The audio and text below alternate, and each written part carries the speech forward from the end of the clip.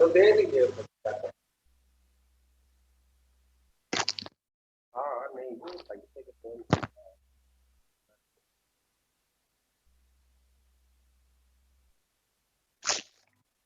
हाँ नहीं, जब होना चाहिए तो फिर सोचता हूँ ना। आप नहीं।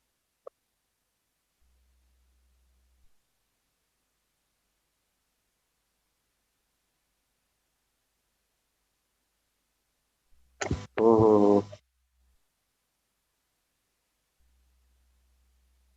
हेलो। हाँ हाँ। हाँ ठीक है। नहीं नहीं नहीं, दे दीजिए। रिम भी हम अपनी जेब से लेके आए थे और उसका प्रिंट निकाले थे।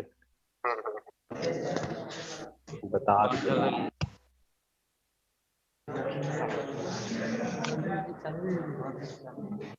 ठीक है सर, क्लास है, बात बात करते हैं।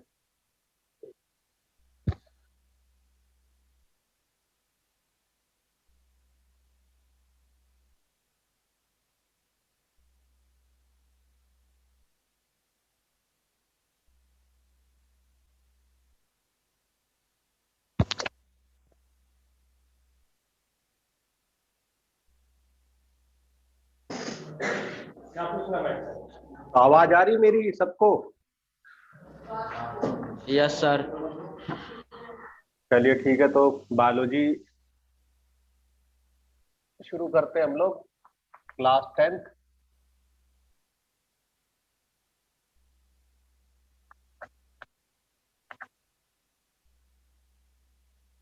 देखिए, आपका पेपर मोस्ट प्रोबेबली दिसंबर में 7 तारीख से स्टार्ट होगा, फर्स्ट टर्म का पेपर। तो कुछ मॉडल सेट तैयार किया है जैक ने, तो उसको हम लोग क्वेश्चन को सॉल्व कर लेते हैं।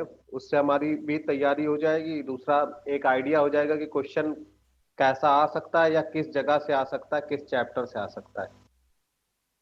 ठीक है, वैसे सभी पढ़ ही रहे होंगे घर पे अपने। तो देखिए, जो क्वेश्चन बनाया गया है मॉडल सेट 1, उसको सॉल्व करेंगे हम लोग और क्वेश्चन लगाएंगे। उस क्वेश्चन को डिटेल भी करेंगे। डिटेल का मतलब ये कि ये समझेंगे कि उसमें क्या क्या, अगर कुछ आंसर ये आ रहा है तो आंसर ये क्यों आ रहा है। ठीक है।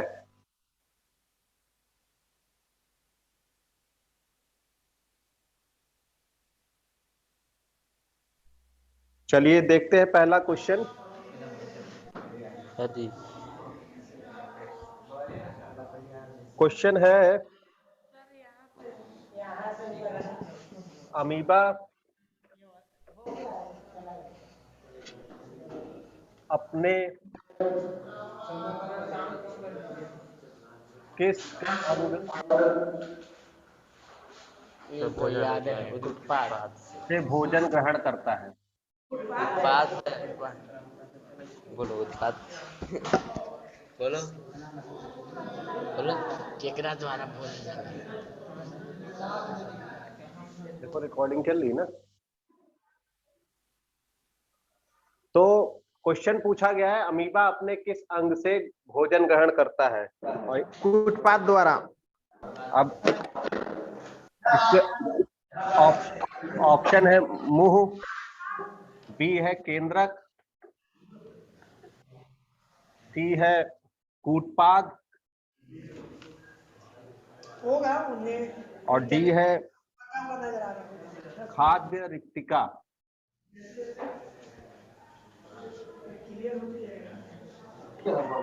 उत्पाद होगा सर। धूप में आप नहीं रह सकते 1 मिनट, बहुत तेज धूप। तो ठंडा क्वेश्चन नहीं आएगा गर्म। हाँ में आज पूछा बहुत गया धूप है, अमीबा बादल अपने किस होगा, अंग बारिश से भोजन आएगा। ग्रहण करता है? तो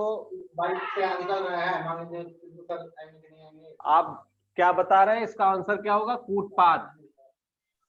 ठीक है, शर्ट पे भी आ सकते हैं। आज ये बहुत हमने गर्म है। पढ़ाया भी था आप लोगों को, और इसमें बताया था कि जो अमीबा होता है वो एक आवाज कर रहा है, इसको बंद करो। कौन है ये?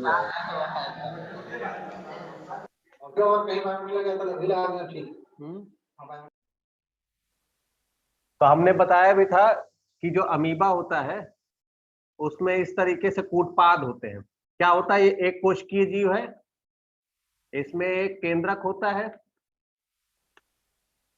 और जब भी कोई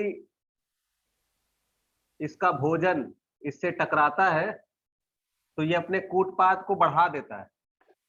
बढ़ा देता मतलब उस कूटपाद की मदद से उस भोजन को ये घेर लेता है,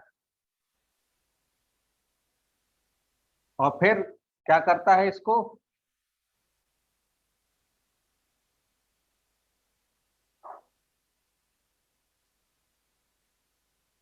अंदर खाद्य रिक्तिका के अंदर बंद कर लेता है। अब इसी खाद्य रिक्तिका के अंदर इसका क्या होता है?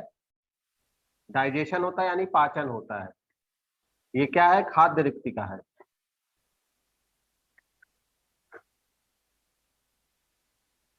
और ये क्या है इसके? ये है कूटपाद।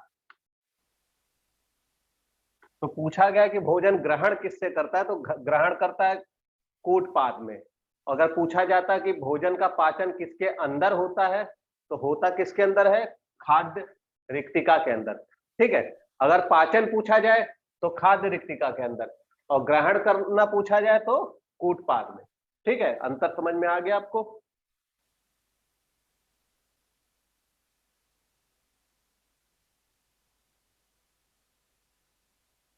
अगला क्वेश्चन देखिए।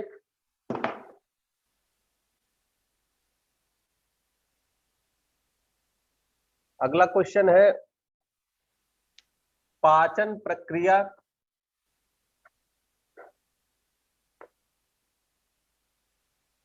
में वसा का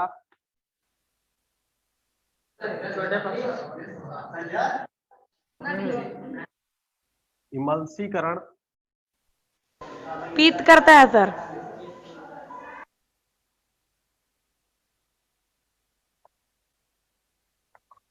कौन करता है? पीत। तो इसके ऑप्शन है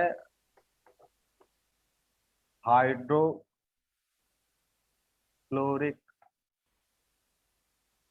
अम्ल, बी है श्लेष्मा, सी है पेप्सिन, और डी है पित्त।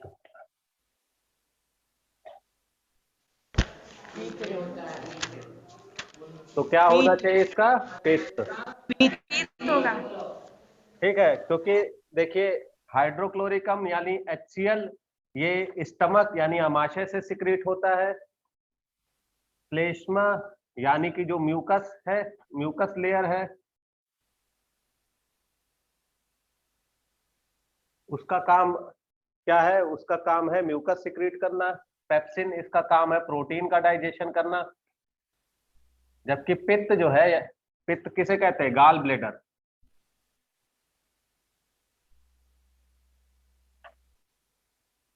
तो जो लीवर होता है, लीवर के अंदर गाल ब्लेडर होता है। लीवर में जो बाइल होता है, बाइल साल्ट, ये बाइल साल्ट लीवर में बनता है और उसके बाद यहाँ पित्त में यानी कि गाल ब्लेडर में स्टोर होता है।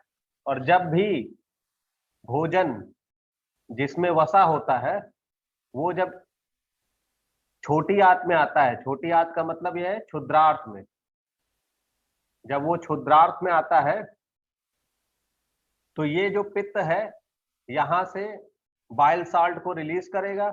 बाइल साल्ट क्या करता है? जो फैट ग्लोब्यूल्स होते हैं यानी कि वसा अणु जो होते हैं उनको छोटे छोटे वसा अणुओं में छोड़ देता है, तोड़ देता है।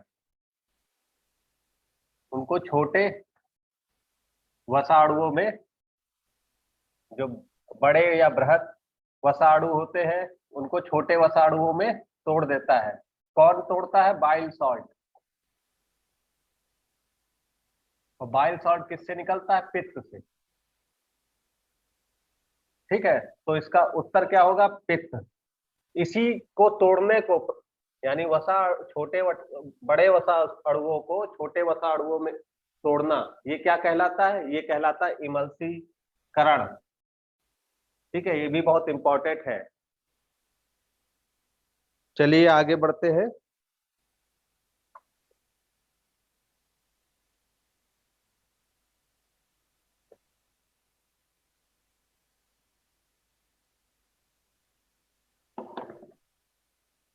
अगला क्वेश्चन है, निम्नलिखित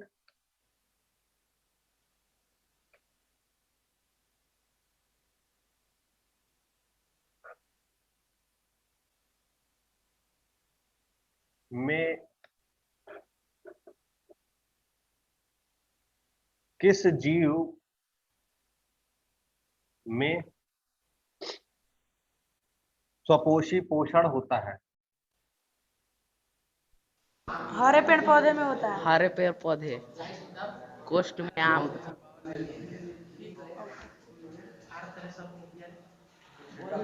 में ए है अमरबेल, बी है कवक, सी है अमीबा और डी है आम। आम होगा, आम। आम, हरे पौधा आम। ये सब लिखवावल है, बस लिखवाइए।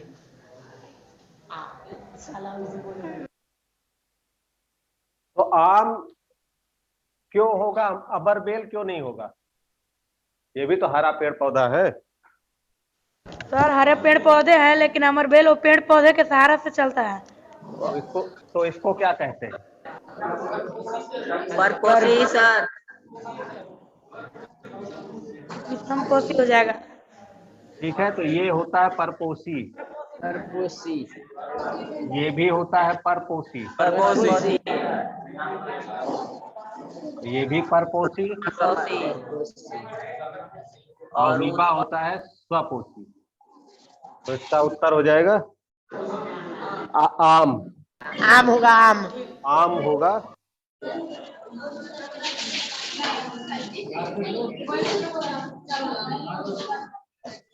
अगला है मानव हृदय।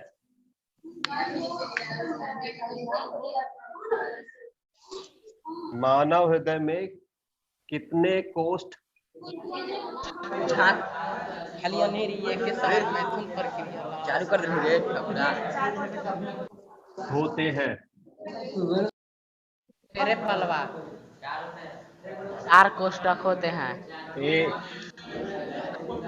बी है 2, 4 4 3, चार होते हैं, चार।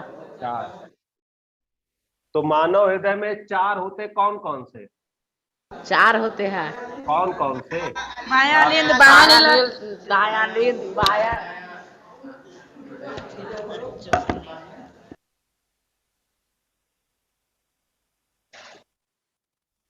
चार कोष्ठ होते हैं। तो ऊपर के जो दोनों कोष्ठ होते हैं इनको क्या कहते हैं? आलिंद। बाया अनिंद, बाला नीलय, बाया दाया अनिंद, दाया नीलय। तो ऊपर के कोष्ठों को आलिंद कहते हैं। ये है दाया आलिंद, ये है बाया आलिंद, और नीचे के कोष्ठों को दाया नीलय। निलय कहते हैं।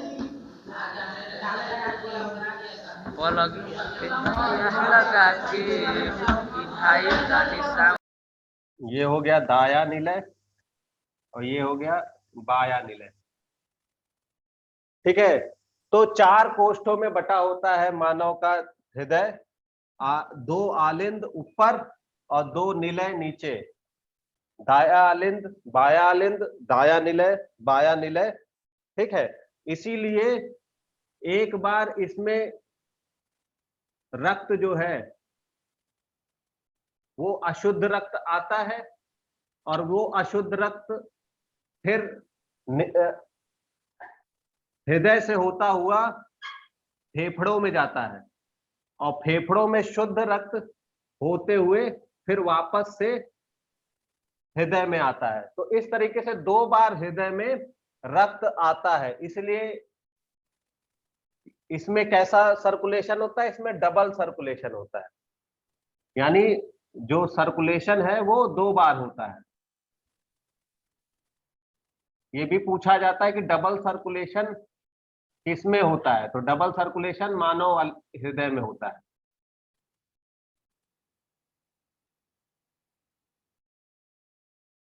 अच्छा, ये तो पता चल गया कि आपको चार इसमें होता है। तीन किस में होता है?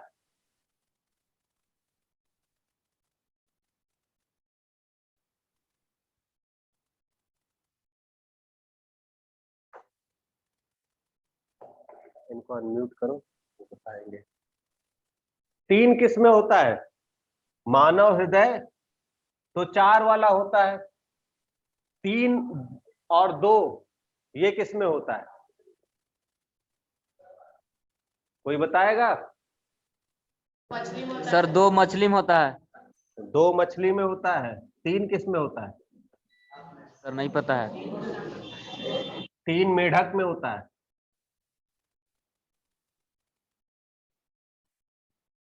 ठीक है, ये मानव हो गया।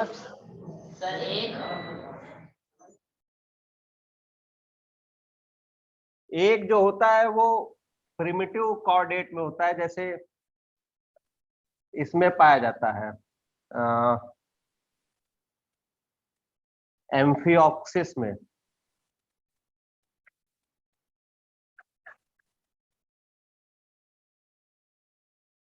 ठीक है, एम्फिऑक्सिस में एक होता है।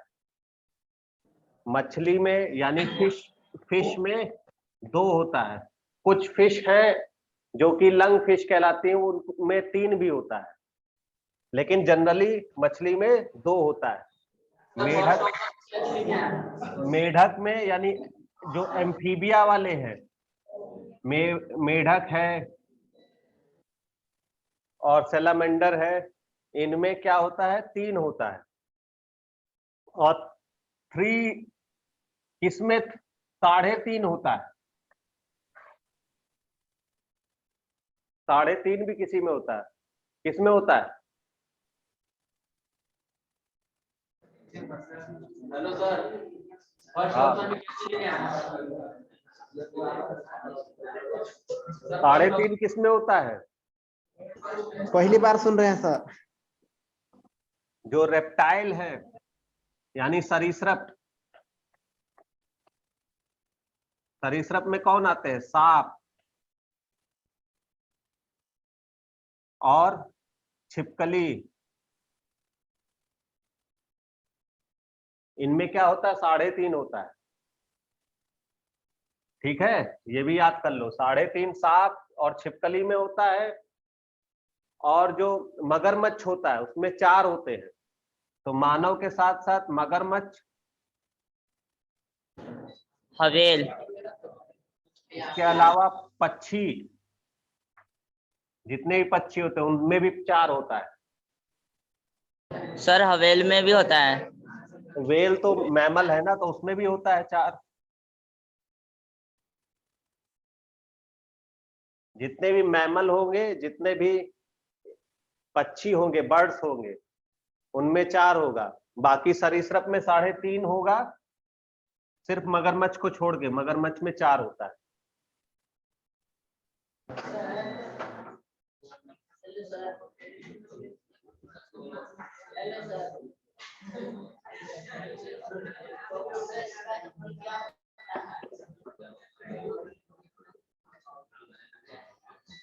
अब अगला है श्वसन वर्णक।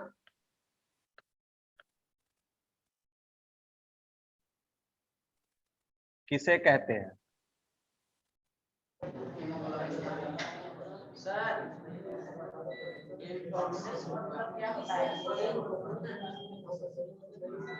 ए है क्लोरोफिल,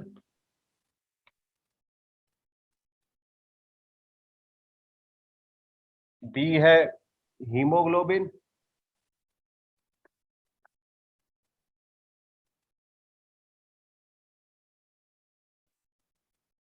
सी है श्वेत रक्त कणिकाएं,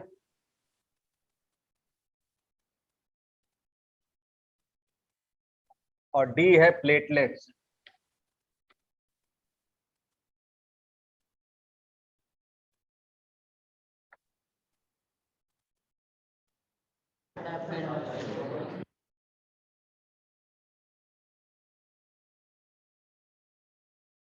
बताइए क्या होगा?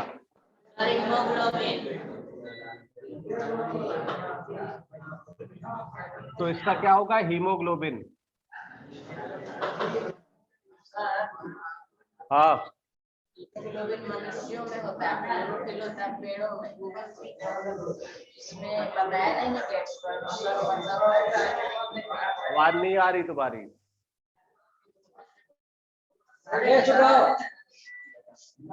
Hello sir. हाँ हीमोग्लोबिन मनुष्यों में होता है ना, श्वसन वर्णक। हाँ, और क्लोरोफिल पेड़ पौधों में। तो क्लोरोफिल जो है श्वसन वर्णक नहीं है, वो फोटोसिंथेटिक है, यानी जो है प्रकाश संश्लेषण वर्णक है ना। श्वसन वर्णक, सर। श्वसन अलग प्रक्रिया है। श्वसन में जो उसमें ऑक्सीजन जो है वो लिया जाता है श्वसन में, और जबकि प्रकाश संश्लेषण में ऑक्सीजन दिया जाता है, मतलब निकलता है। तो दोनों अलग प्रक्रिया है, ठीक है। तो प्रकाश संश्लेषण की अगर बात होगी तो प्रकाश संश्लेषण के लिए जो वर्णक होगा वो क्लोरोफिल होगा, और जब श्वसन की बात होगी तो फिर होगा हीमोग्लोबिन, ठीक है।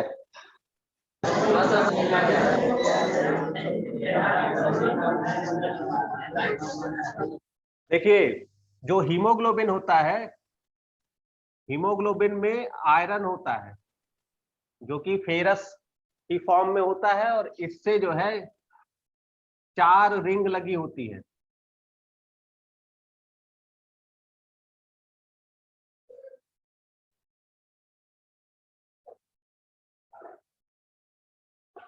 इस तरीके से 4 रिंग लगी होती है, और ये 4 रिंग एक दूसरे से जुड़ी होती है।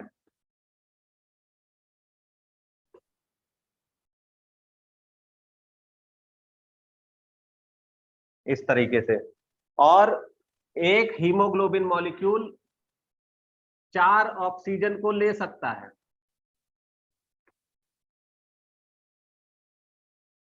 4 ऑक्सीजन को क्यों ले सकता है? क्योंकि इसके पास 4 क्या होते हैं? रिंग होती है। इस रिंग को क्या कहते हैं? पोरफायरिन रिंग कहते हैं, ठीक है। तो एक हीमोग्लोबिन मॉलिक्यूल 4 ऑक्सीजन मॉलिक्यूल को कैरी करता है और उसको ट्रांसपोर्ट करता है पूरी बॉडी में। जैसे हीमोग्लोबिन का काम क्या है, हीमोग्लोबिन ब्लड में पाया जाता है, ठीक है, और ब्लड में लाल या ब्लड का लाल रहना वो किसके कारण है, हीमोग्लोबिन के कारण है, इसीलिए इसको वर्णक कहा गया है। और ये ब्लड में रहता है, तो जब हम क्या करते हैं, श्वसन प्रक्रिया करते हैं, यानी ब्रीथिंग करते हैं, सांस अंदर लेते हैं, तो उसमें क्या क्या लेते हैं, जितने भी एटमॉस्फेयर में गैसेस हैं उनको लेते हैं अंदर। तो एटमॉस्फेयर में नाइट्रोजन भी है, कार्बन भी है, ऑक्सीजन भी है। तो ऑक्सीजन जो है वो आयरन कैरी कर लेता है, मतलब हीमोग्लोबिन कैरी कर लेता है, उसको पूरी बॉडी में फिर ट्रांसपोर्ट करता है, ठीक है। तो ये जो 4 रिंग है ना, इसमें 2 अल्फा होती हैं, 2 अल्फा रिंग होती है और 2 बीटा रिंग होती है, ठीक है। इसको डिटेल में जब आप 12th में पहुंचेंगे तब आपको बताया जाएगा।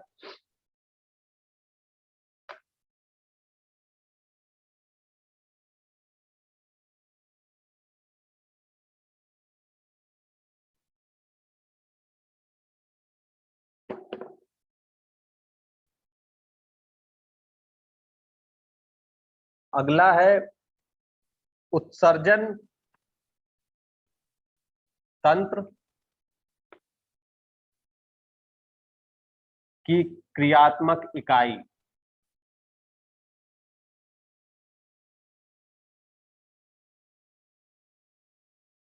है क्रियात्मक इकाई क्या है?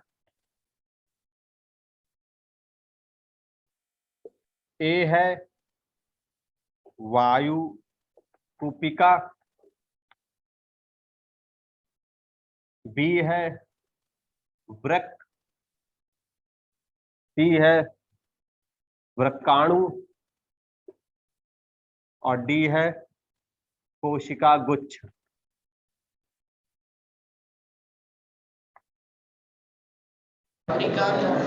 सर सी ऑप्शन होगा विक्राणु। तो इसका आंसर क्या है, वृक्काणु। विक्राणु। देखिए जो उत्सर्जन तंत्र है,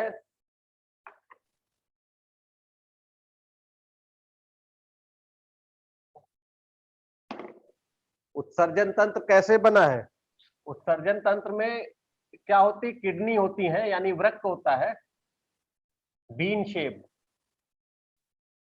इस तरीके से 2 वृक्क होते हैं और इनसे वृक्क नलिकाएं निकलती हैं और फिर वो मूत्राशय में इकट्ठा होती है। तो ये क्या है, ये वृक्क है।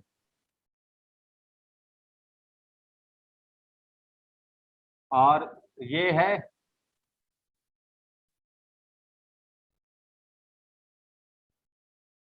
मूत्रवाहिनी, ये है मूत्राशय। इसी वृक्क में यहां पर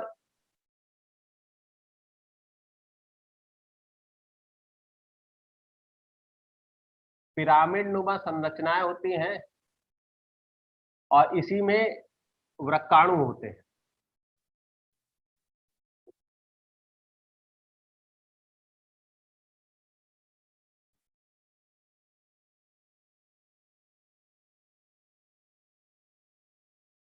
ठीक है, अगर हम इसको डिटेल में देखें तो इस तरीके से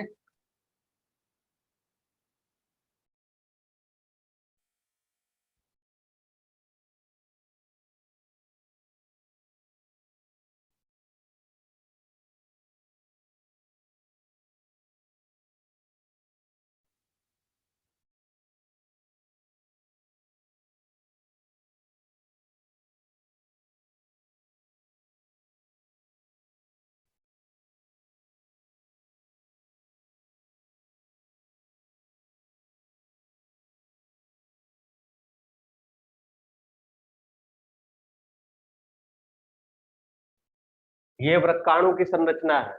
इसमें क्या है, ये पूरा जो होता है, यहाँ पर टिब्यूल होते हैं, ये अफरेंट आर्टरी है और ये इफरेंट आर्टरी,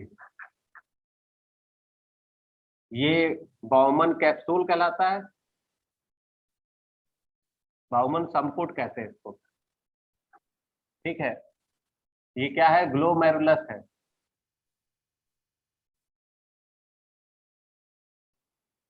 ये क्या है, हेनले लूप है।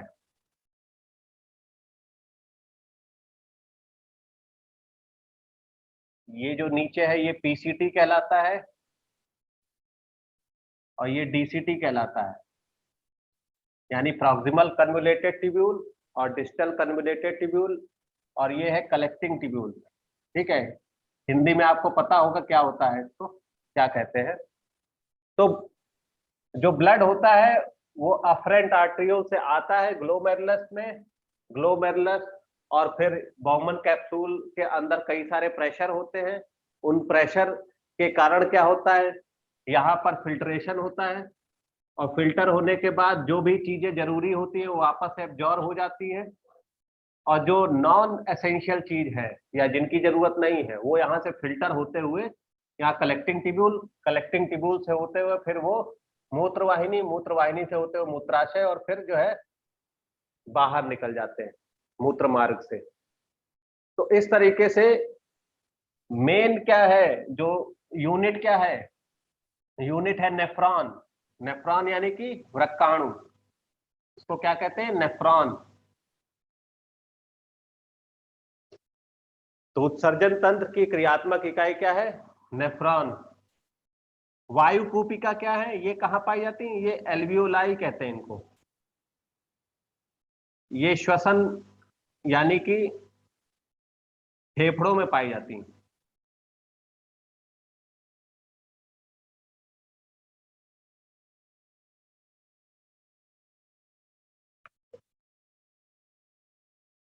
अगला क्वेश्चन देखते हैं।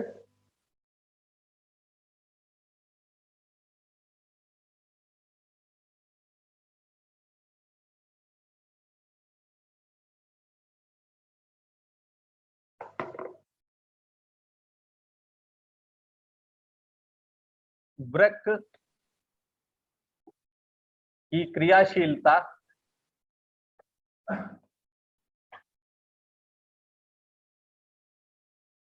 कम होने पर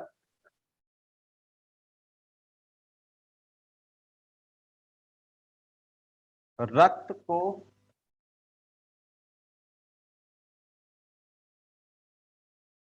शरीर से बाहर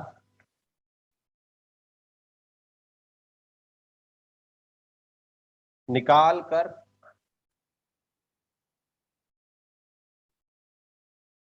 छानने की प्रक्रिया क्या कहलाती है।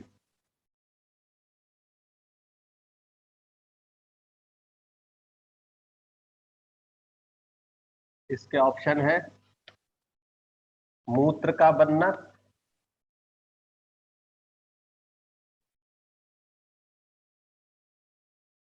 बी है अपोहन, सी है विसरण और डी है पुनर्अवशोषण।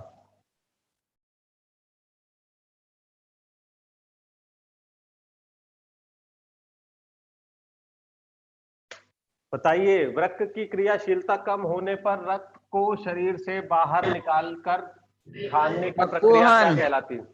अपोहन, अपोहन निकलता है सर। अपोहन निकलता नहीं, अपोहन प्रक्रिया है। अपोहन को क्या कहते हैं, डायलिसिस कहते हैं। क्या कहते हैं, डायलिसिस। जैसे जब वृक्क सही से काम नहीं कर रहा होता है तो क्या होता है कि जो टॉक्सिक मटेरियल है या जो वेस्ट मटेरियल है बॉडी में वो इकट्ठा होने लगता है, और इकट्ठा होने लगता है तो फिर बॉडी के जितने पार्ट है उनको डैमेज करने लगता है। तो उनको डैमेज ना करे या वेस्ट मटेरियल बॉडी के अंदर इकट्ठा ना हो, शरीर के अंदर इकट्ठा ना हो, तो एक प्रक्रिया की जाती है, जिसको डायलिसिस करते कहते हैं, जो कि घर पे भी आप कर सकते हैं, लेकिन जनरली लोग घर पे नहीं करते क्योंकि इन्फेक्शन के चांसेस ज्यादा होते हैं, तो बाहर करते हैं। और ये अगर ज्यादा बॉडी में जो है टॉक्सिक मटेरियल या वेस्ट इकट्ठा हो रहा है तो हफ्ते में 3 से 4 बार करवाया जाता है, वरना फिर 2 बार भी या हफ्ते में 1 बार भी काम चल सकता है। ठीक है, वो डिपेंड करता है कि आप क्या खा पी रहे हो। तो अधिक से अधिक पानी पीना और कम जो है आप हैवी यानी कि तला भुना चीजें आपका बिल्कुल बंद हो जाता है। ठीक है, मसाला आपका बंद हो जाता है, बॉयल चीजें ज्यादा आपको खानी रहती हैं, क्योंकि आपकी बॉडी जो है या जिनका भी किडनी सही से काम नहीं कर रहा है तो वो फिर क्या करता है, सही से ब्लड को छान नहीं पाता, और ब्लड अगर छना नहीं और टॉक्सिक मटेरियल इकट्ठा होता रहा या वेस्ट मटेरियल इकट्ठा होता रहा तो वो बॉडी में के किसी पार्ट में क्या होगा, वो इकट्ठा हो जाएगा। इकट्ठा हो जाएगा तो फिर क्या होगा, बॉडी काम नहीं करेगी। तो इस प्रक्रिया को, जिसमें क्या किया जाता है, ब्लड को बाहर निकाल के छाना जाता है।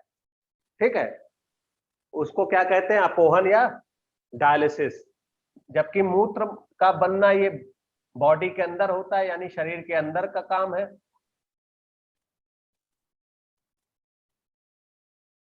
विसरण में गैस का एक्सचेंज होता है।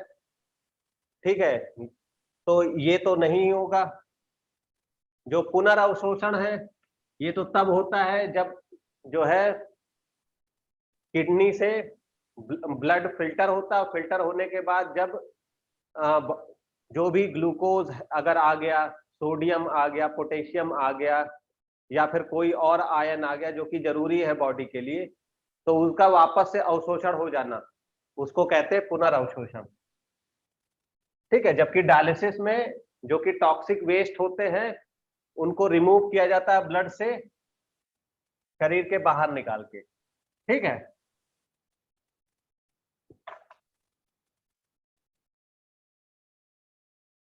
अगला क्वेश्चन करते हैं।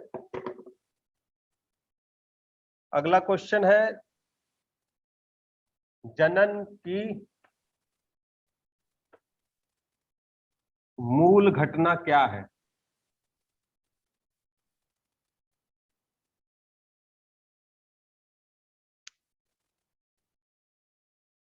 एक है युग्मक का बनना,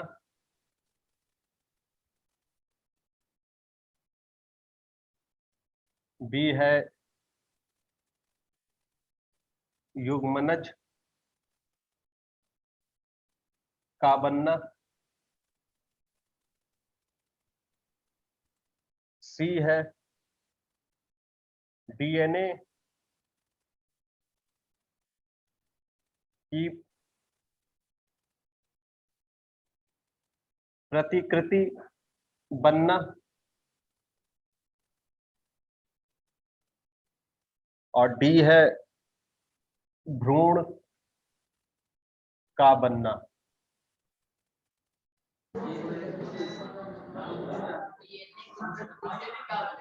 तो जनन की मूल घटना क्या है? यानी कि प्राकृतिक बनना। क्यों चना बता लेंगे तो कुछ नहीं। तो इसका उत्तर क्या है? डीएनए की प्रतिकृति बनना।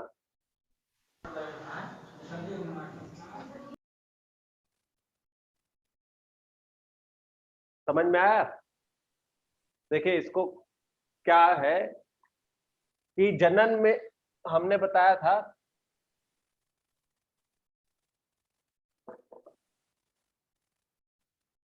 कि जनन में क्या होता है कि मादा और नर,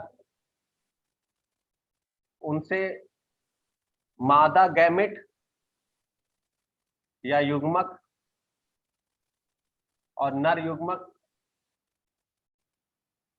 बनते हैं, फिर निषेचन होता है और निषेचन के बाद भ्रूण बनता है।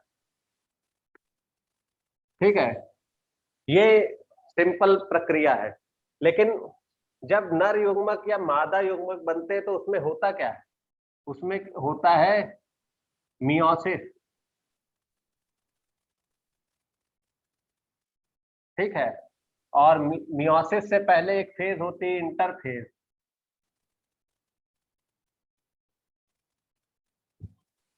और इंटरफेज में क्या होता है कि एस फेज में डीएनए की प्रतिकृति बनती है।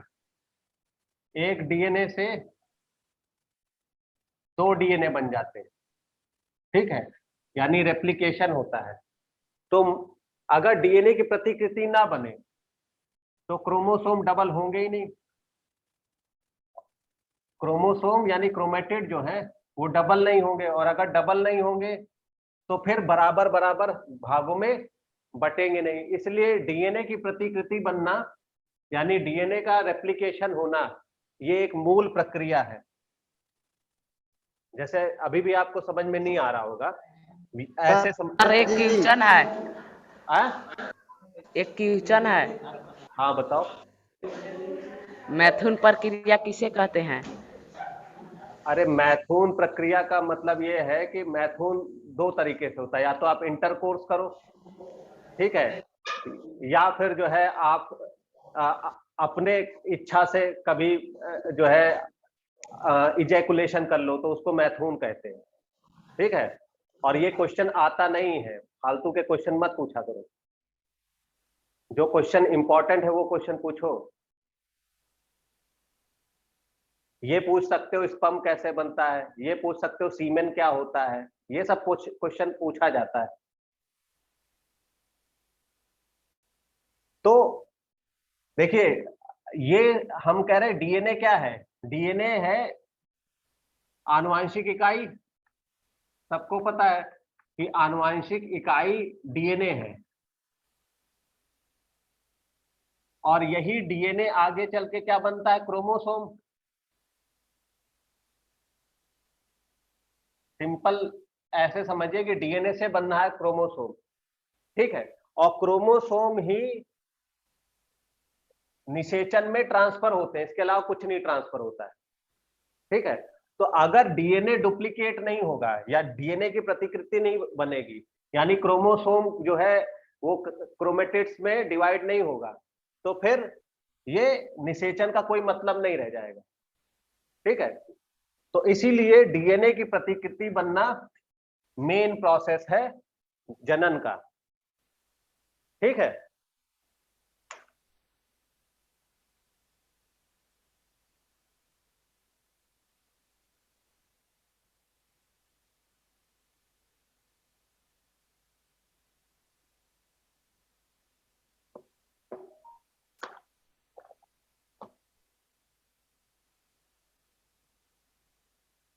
अगला क्वेश्चन है, दिया गया चित्र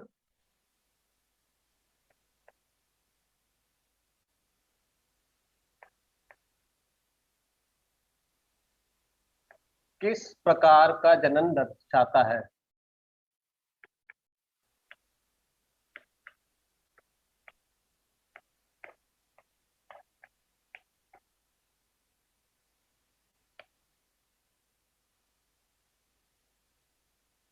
देखिए, चित्र में इस तरीके से एक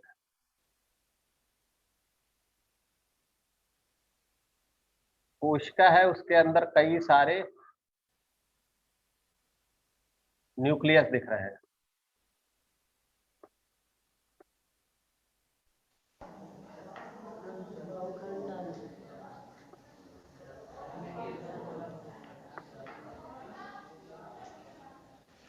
तो इसमें पूछा है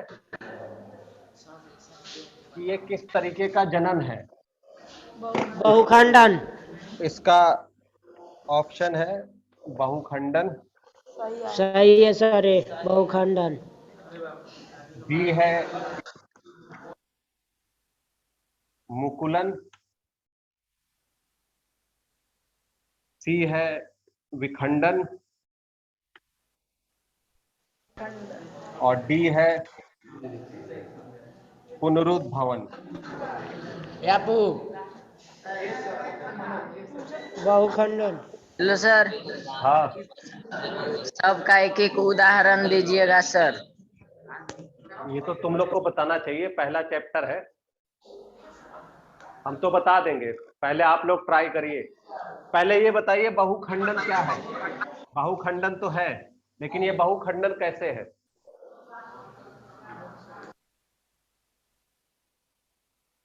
बताइए।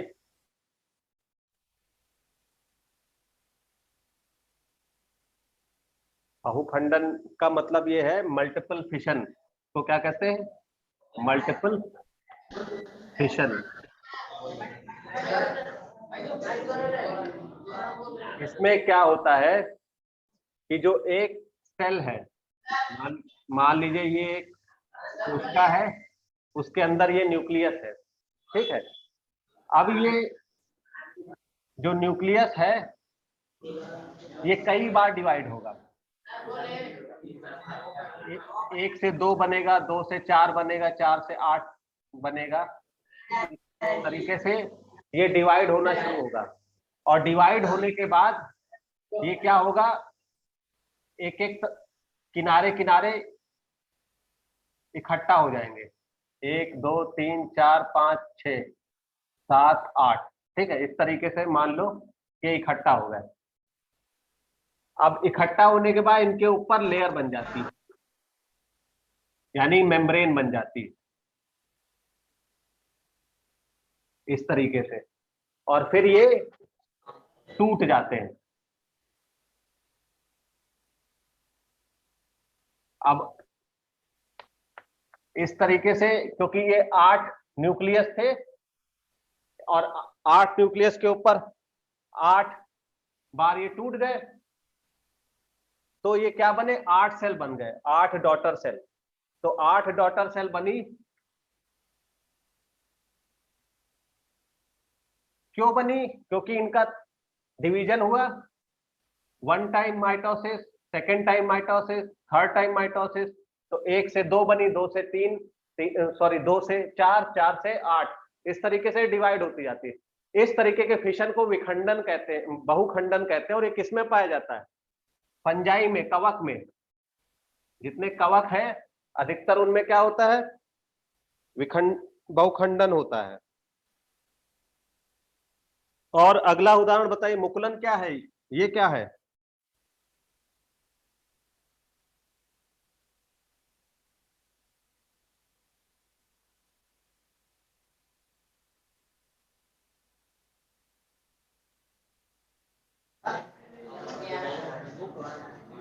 सर बताएं।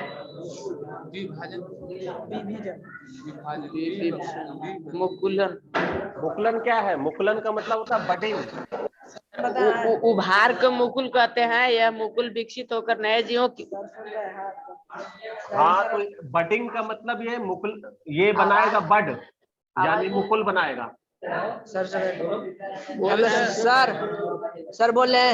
हाँ बोलो। बोलो सर, उभार को मुकुल कहते हैं और यह मुकुल विकसित होकर नए जीवों की उत्पत्ति करता है, जिसमें मातृ कोशिका का अस्तित्व कायम तथा संतति कोशिका का अस्तित्व कायम रहता है।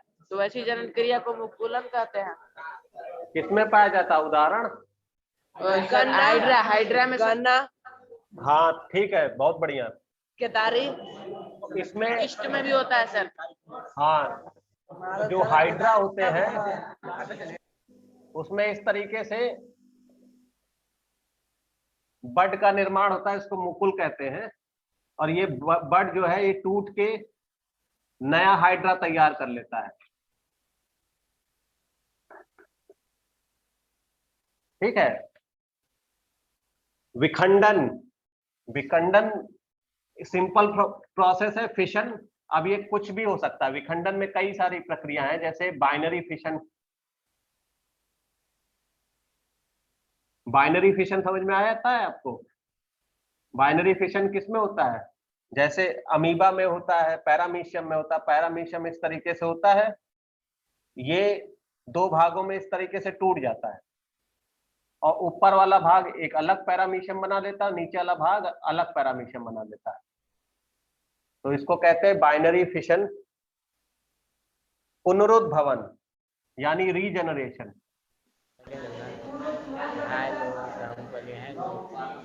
रीजनरेशन कोई बताएगा?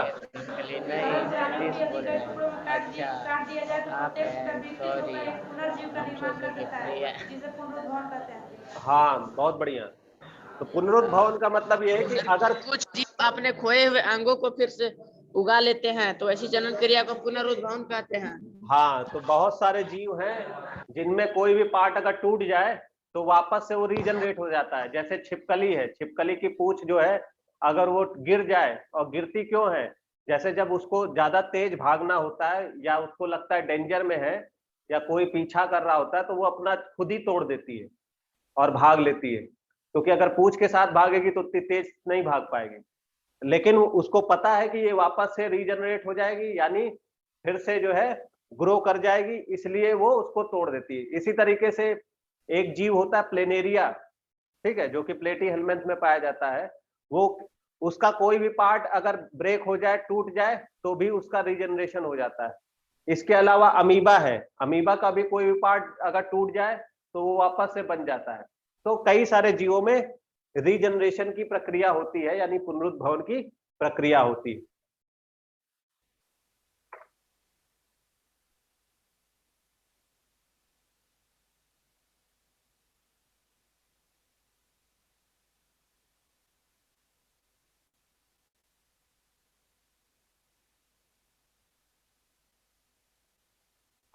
अभी एक बहुत सिंपल क्वेश्चन है, नर युग्मक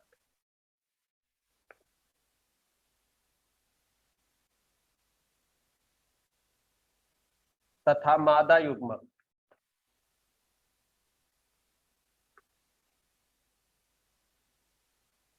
के संलयन को क्या कहते हैं?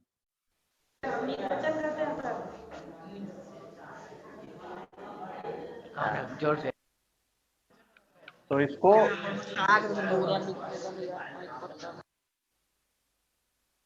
निषेचन कहते हैं कि परागण कहते हैं कि अंकुरण कहते हैं कि संलयन कहते हैं? तो अभी हमने बताया था इसको निषेचन कहते हैं, ठीक है। नर युग्मक जब मादा युग्मक पांडु से स्कूल मिलते में हैं क्या बताया है? तो इस प्रक्रिया को निषेचन कहते हैं। अगला क्वेश्चन है, लड़कों में यौनावस्था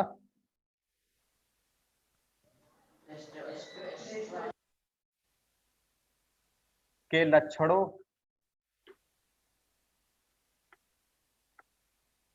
का नियंत्रण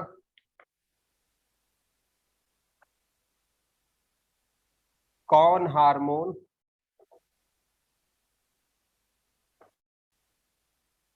करता है? टेस्टोस्टेरोन। टेस्टोस्टेरोन। टेस्टोस्टेरोन पहला है आंसर। टेस्टोस्टेरोन पहला आंसर है। इंसुलिन, बाहर प्रोजेस्टेरॉन, वाला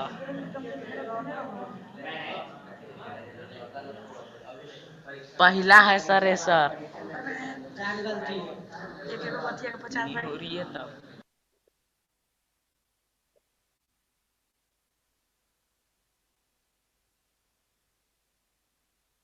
ठीक है। तो लड़कों में यौनावस्था के लक्षणों का नियंत्रण कौन हार्मोन करता है? Testosterone, insulin, progesterone, thyroxine.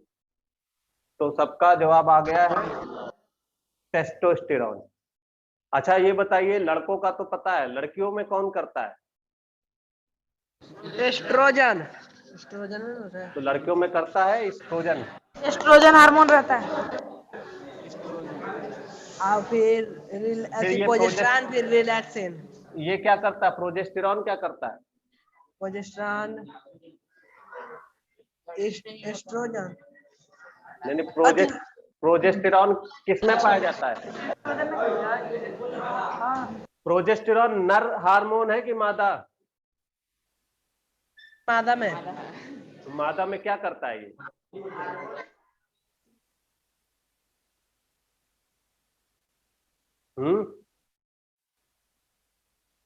ये प्रेगनेंसी मेंटेन करता है। क्या करता है? प्रेगनेंसी मेंटेन करता है। अगर वुमेन प्रेग्नेंट है, इसको पता करना है तो किसका लेवल चेक करते हैं? प्रोजेस्टेरॉन का लेवल चेक करते हैं। तो कोई लेडी अगर प्रेग्नेंट है तो लेवल चेक करें, क्या करेंगे? प्रोजेस्टेरॉन। क्लास खत्म। तो इसीलिए इसको प्रोजेस्टेरॉन प्रेगनेंसी हार्मोन भी कहते हैं। अच्छा, इंसुलिन क्या करता है?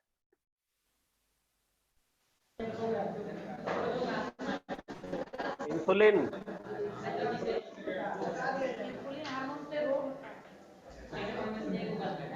बताइए, इंसुलिन से क्या होता है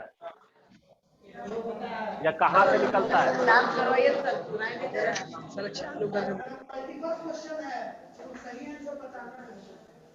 बताइए, इंसुलिन हार्मोन कहां से निकलता है? इंसुलिन हार्मोन निकलता है पैंक्रियास से, यानी अग्नाशय से। और इसका काम क्या है? इसका काम है ग्लूकोज का लेवल मेंटेन करना, बॉडी में ग्लूकोज को अपटेक करना।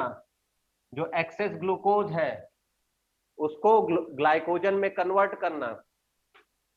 अगर इंसुलिन काम नहीं करता है या बॉडी में इंसुलिन नहीं रिलीज होता है तो फिर क्या होता है?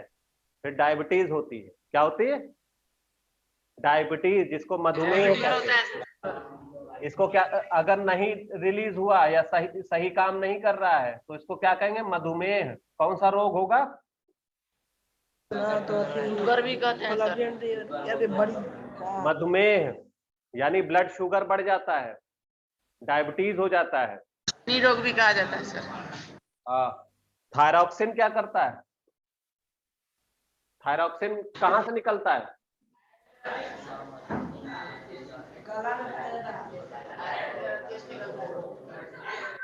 थायरॉक्सिन एक हार्मोन है, कहां से निकल रहा है? हाँ, तो थायरॉक्सिन थायराइड ग्रंथि से निकलता है। अगर ये थायरॉक्सिन अगर ना निकले तो क्या होता है? ग्रोथ और डेवलपमेंट रुक जाता है।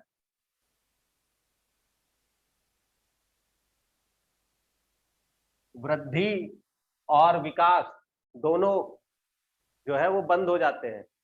और अगर थायराइड ग्रंथि में एक्सेस थायरॉक्सिन, मतलब थायरॉक्सिन नहीं निकल रहा है तो भी क्या होगा? ग्वाइटर हो जाएगा।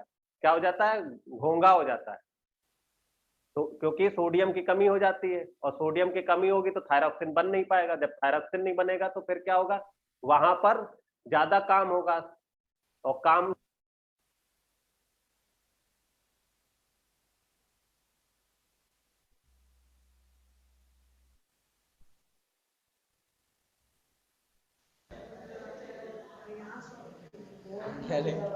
वहां से कोई दबा है।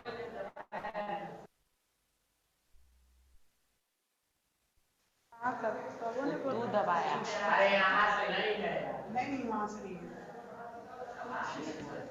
टाइम हो गया इसलिए ऑफ कर दिया गया।